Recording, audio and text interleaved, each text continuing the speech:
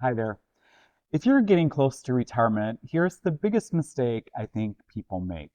They spend years, sometimes decades, doing a good job saving for retirement, but they wait too long to plan the actual transition into retirement. Saving for retirement is one phase. Actually, living off your money is a completely different phase. So people get close to the finish line and suddenly realize there are still some very big things they have not figured out. What is retirement really going to cost? How expensive is health insurance going to be before Medicare if they retire early? Where is the income going to come from? Which account should they draw from first? How do taxes fit into all of this?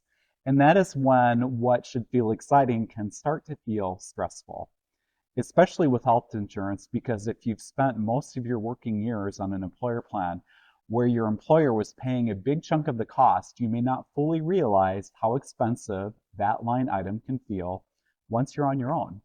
So in this video, I want to walk you through the 7 big things I think you need to figure out before you retire so you're not scrambling late in the game.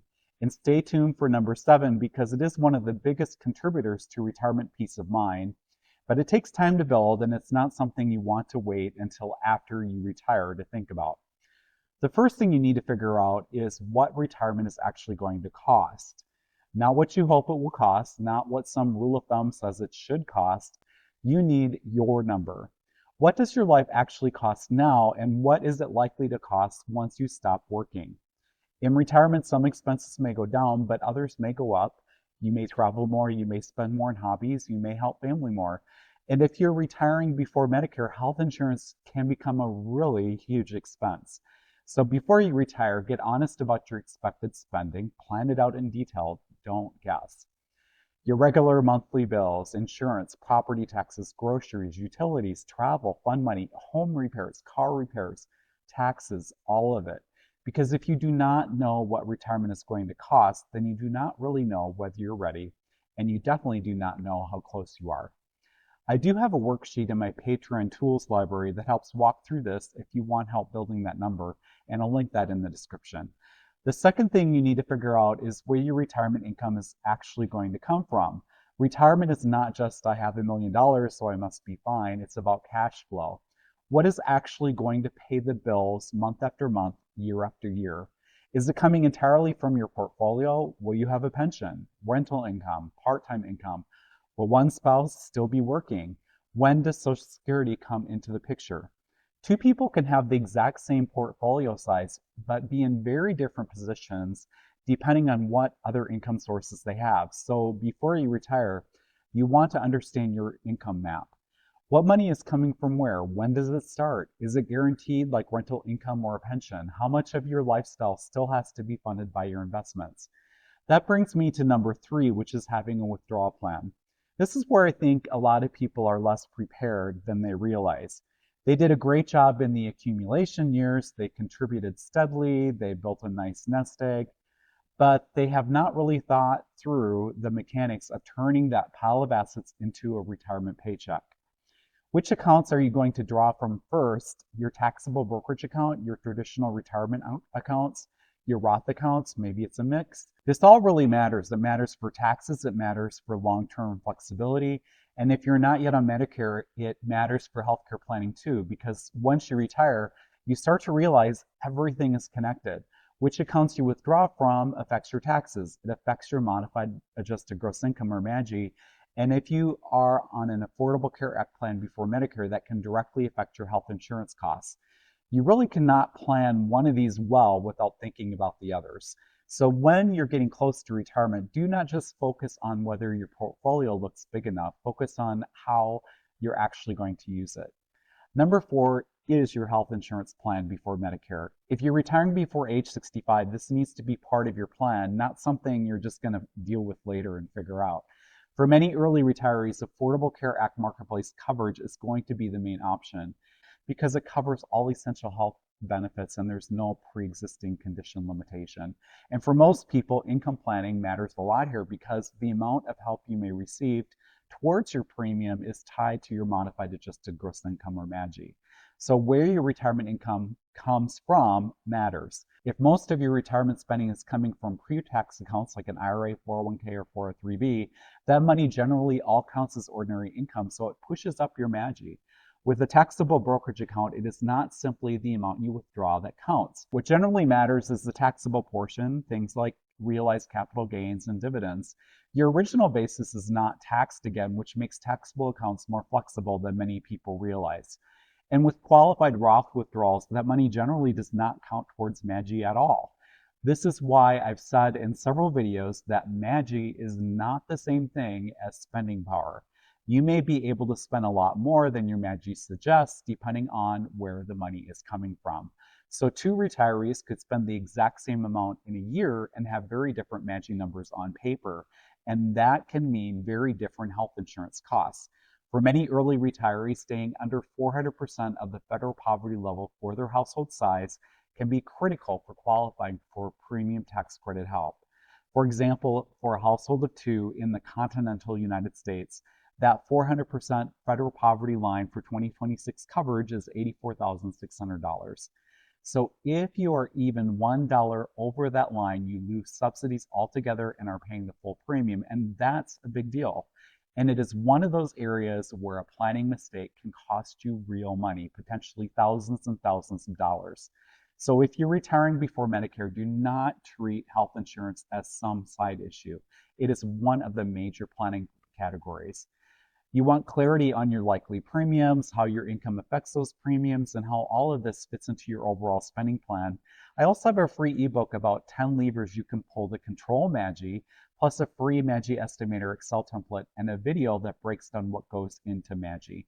I'll link all of those in the description along with the Affordable Care Act estimator tool so you can get a ballpark for what coverage may cost where you live to help you plan. Number 5 is to clean up as many big financial unknowns and debt as possible before you retire. This is where a lot of the practical stuff comes in. Do you still have a large mortgage payment? Do you have other major debt? Do you have estate documents in place? Is your current house still the right fit for retirement? Are both spouses retiring at the same time or not? Do you have any major known expenses coming up? The goal here is not perfection, the goal is clarity. You want to remove as many major unanswered questions and debt as possible before you walk away from the paycheck, because all of that is going to feel a lot heavier once employment income is gone. Number 6 is do not ignore the mental side of retirement. This is one of those things that gets overlooked way too often, and to be perfectly honest, I overlook this too. Retirement is not just a math problem, it's a life transition. You may be financially ready and still not feel emotionally ready. You may not realize how much of your identity is tied to your work until it's gone.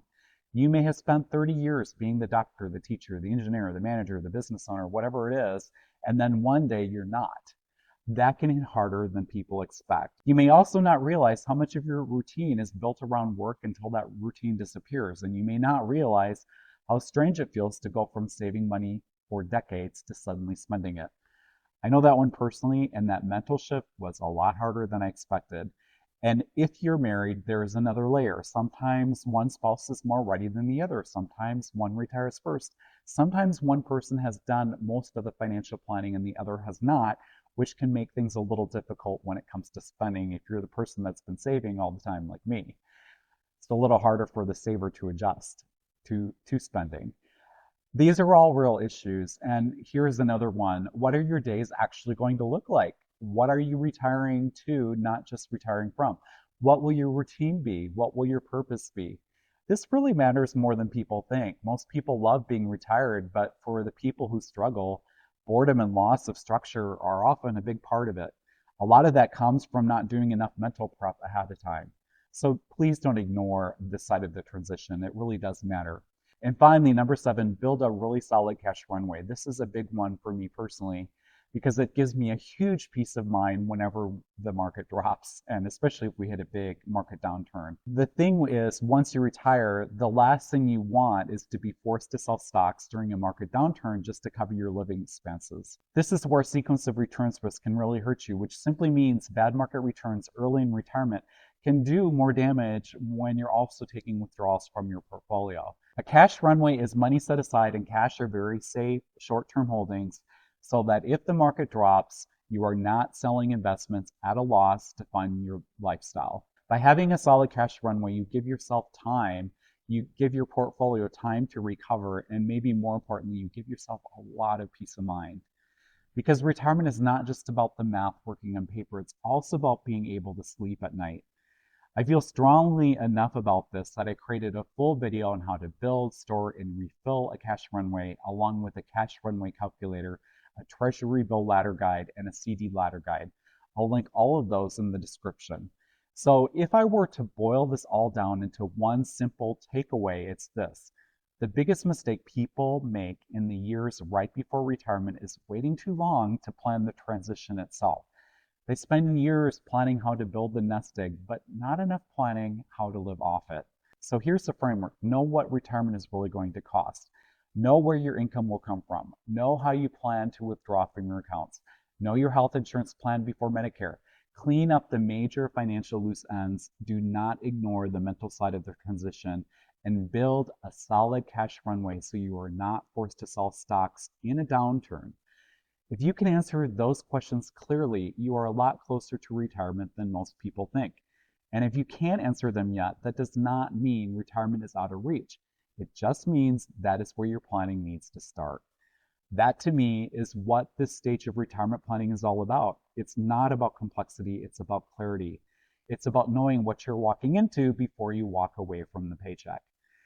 If you found this helpful, subscribe to the channel. I talk a lot about the practical side of retirement planning, especially health insurance before Medicare, withdrawal strategy, taxes, cash runway planning, and what retirement is actually like once you're there. You can also go to mikeupland.com for all of my media in one place.